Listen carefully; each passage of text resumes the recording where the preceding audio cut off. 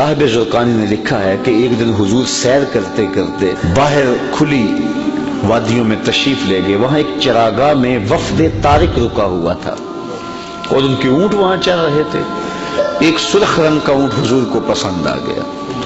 اہل قافلہ سے کہا کہ اونٹ بیچتے ہو؟ انہوں نے کہا بیچتے ہیں. حضور نے پوچھا, انہوں نے نہ بھی بیچنا ہوتا تو کہا بیچتے ہیں. کہا یہ بیچتے ہو؟ کہا ہاں بیچتے ہیں. کتنے کا؟ سودا طے ہو گیا. حضور نے فرمایا کہ میں کوئی تاجرانہ غرض سے تو آیا نہیں تھا, میں تو سیر کرتا کرتا آیا, میرا تمہارا سودا بن گیا.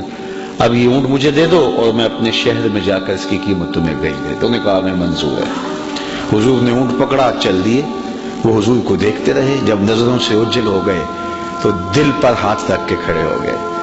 تھوڑی دیر کے بعد سکتے سے باہر آئے تو ایک دوسرے سے پوچھنے لگے, یار ایک شخص آیا اونٹ ادھار لے گیا, تم نے اس کا پتہ بھی نہیں پوچھا.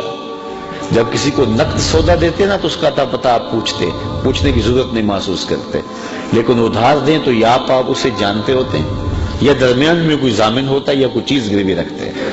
تو کہا ایک شخص آیا, اسے تم جانتے نہیں, اس نے اپنا پتہ بھی نہیں بتایا, اونٹ بھی قیمتی اور وہ لے گیا. یار کسی نے اس کا پتہ ہی نہیں پوچھا, نہ اس نے کوئی شے گروی رکھی, نہ کوئی ضامن دیا, تو تم نے کسی نے بھی پتہ نہ پوچھا. ایک بولا یار جب وہ باتیں کرتا تھا منہ سے پھول جھڑتے تھے, میں تو اس منظر کو دیکھتا رہ گیا. دوسرا بولا یار میں تو اس کی زلفوں کے پیچ و خم میں کھو گیا.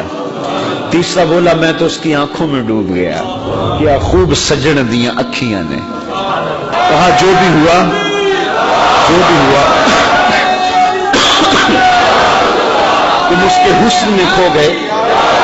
تم اس کے حسن میں کھو گئے, اور وہ اپنے حسن کا جادو جگا کے تمہارا قیمتی اونٹ ہتھیا کے لے گیا.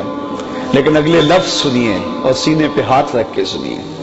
جب انہوں نے کہا نا قیمتی اونٹ ہتھیا کے لے گیا, امام زرقانی نے لکھا ہے, کہتے ہیں جب انہوں نے یہ بات کہی نا تو اب تک خاموش بیٹھی قافلے کے سردار کی بیوی نے خیمے کا پردہ سرکایا اور ان سے مخاطبہ کر کے کہا انا ضامنۃ لسامان جمالکم لا یحضر بکم. اگر وہ قیمت نہ دینے آیا تو میں ضامنہ ہوں, قیمت مجھ سے لینا. خبردار کسی نے اس کے خلاف بات کی تو. کہا اچھا تو اسے جانتی ہے؟ کہا واللہ میں بھی نہیں جانتی. تو کہا پھر ضمانت کیسے دے رہی ہے؟ کہا جب تم سودا کر رہے تھے میں نے خیمے کی اوٹ سے اس کا چہرہ دیکھا تھا, اور جس کا چہرہ اتنا سونا ہو وہ جھوٹ بول نہیں سکتا. تھوڑی دیر گزری, حضور کے غلام آ گئے. قافلے والے کون ہیں جن سے ہمارے آقا نے اونٹ خریدا؟ انہوں نے کہا جی ہم ہیں. کہا کہ یہ حضور نے تمہاری ضیافت کے لیے کھجوریں بھیجی اور یہ رہی تمہاری قیمت.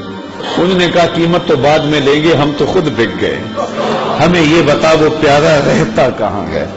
تو انہوں نے بتایا وہ کھجوروں کا جھنڈ دکھائی دیتا ہے, یثرب, وہ مدینہ, یہ اس محبوب کا ڈیرا ہے.